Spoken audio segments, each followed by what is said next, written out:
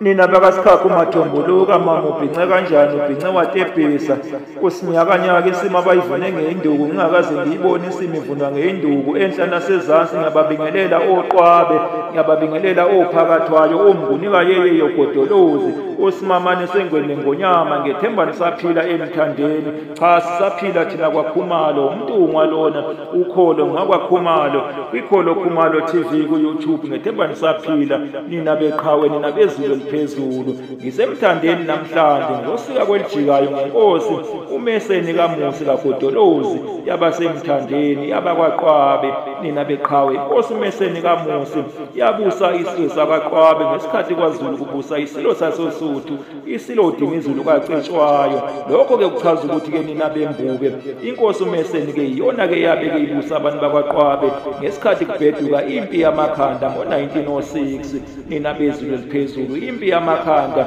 eyayibuye yaziwa ukuthi impi kaBhambatha impi lena eyabe iphakathi kwamangisi kanye ke noZulu nezinsizwa zakaZulu impi lena engazange iphakwe isilo sasoSuthu yaphakwa izinsizwa zakwaZulu ezaseyikhathele ukuhlukunyezwa amangisi ethi mayithelele amakhanda ethi indoda nendoda mayithelele ikhanda zagcina ke izinsizwa zakwaZulu seyikhathele zagcina ke ithathe ikhanda zabhekana namangisi zabhekana nawo ngempi nina beqhawe zalwa ngobushokobezi nina bezulu phezulu lempi ibuye yaziwa ukuthi impi kaBhambatha asibuyele ke emuva ke kancane ke emlaleli wena wezulu phezulu ngesikhathi ke isilo sakwaDukuza isilo uShaka ilembe leqamanya amalembe ngokukhalipha ngesikhathi ke lihlanganisa izizwe ukuba zibe isizwe esisodwa esinguZulu isizwe sasemthandeni sasibuswa inkosi uphakathwayo ngaleso sikhathi ke sasizinzeke ngaseyintabeni zasoNgoye inkosi uphakathwayo ayibusela isigodlweni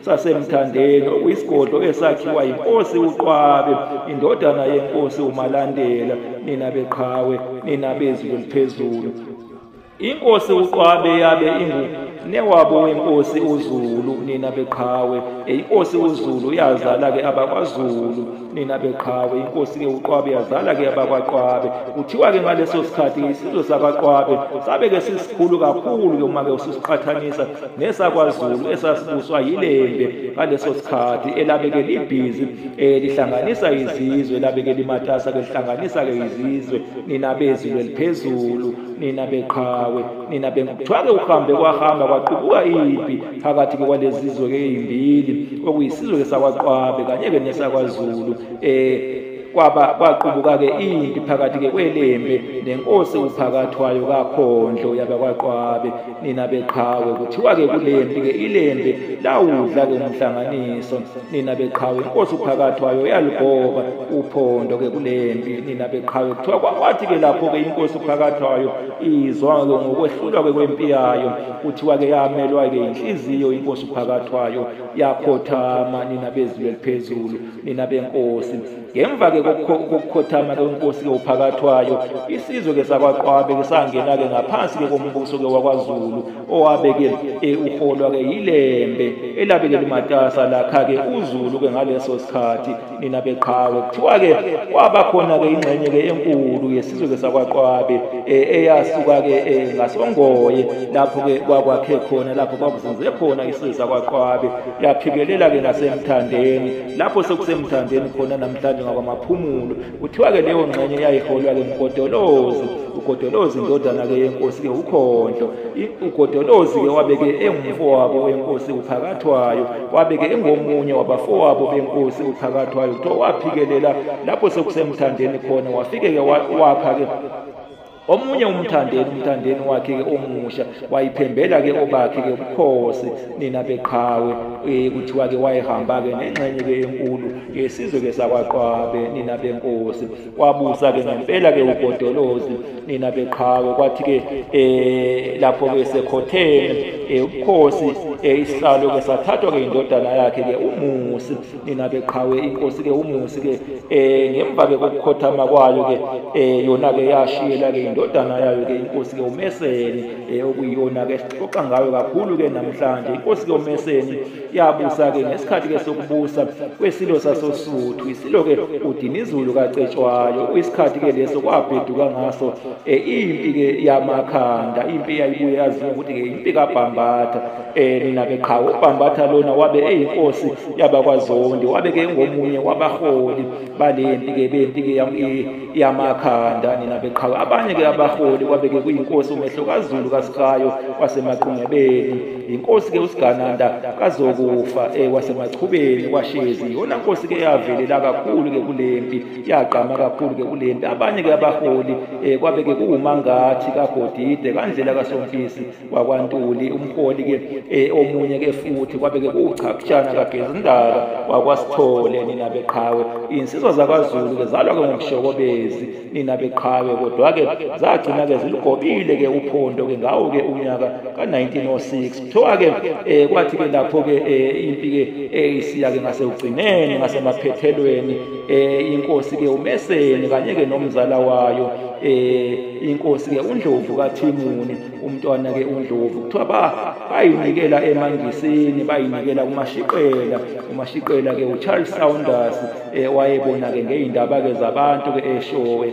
Ekuyinikeleni kwabo ke amangisi ke ababopha, bagcina ke sebedingiselwe ke sebeboshiwe ke bayiswa ke esiqhingini ke saseSelhelena. Nina beqhawe inkosi uMeseni kanye ke nomzala wayo inkosi ke uNdlovu kaThimuni. Nina bezulu eliphezulu inkosi uNdlovu kaThimuni nayo ke yayibusa ke abantu bayo ngakwamaphumulo ngakwaNodunga. Nina ke bezulu eliphezulu nina beqhawe nina benkosi kwabe ke kuunyaka ka1906 ke ngenkathi ke beboshwa. Nina beqhawe wathi ke ngo1909 waqala ke ingxoxo nina beqhawe zokwenza ke uhulumeni wenyunyana wabe ke kuzoba ke phakathi ke kwamabhunu amabhunu ke namangisi. Nina beqhawe kusho kwakuzohlanganiswa ke izifunda ke ezine. Nina beqhawe amabhunu ke ehlanganisa ayezoqhamuka ke nezifunda zawo ke okwabe ke kuyiFree State, kuyiOrange Free State kanye ke neTransvaal. Nina bezulu eliphezulu amangisi wona ke nawo ke ayezoqhamuka ke nezifunda zawo ke okwabe ke kuwamakoloni ke amabili okwabe ke kuyiNatal Colony kanye ke neCape Colony. Kusho ke zonke lezo zifunda ke zozine nina beqhawe zabe ke zohlanganiswa ke zenze ke izwe ke elilodwa izwe ke eNingizimu Afrika. Nina beqhawe nina bezulu eliphezulu inyunyana yaseNingizimu Afrika. Lokho kwakuzokwenzeka ke ngonyaka ka1910. Nina beqhawe ngesikhathi ke salezo ingxoxo ngenkathi ke kuqalwa ke lezo ingxoxo kwabe ke kuunyaka ke 1909 kwaphuma ke imbiko eyayithi ke bonke ababeboshelwe ke ubushokobezi, ababeboshelwe ke izimpi kwakufuneka ukuba ke badedelwe.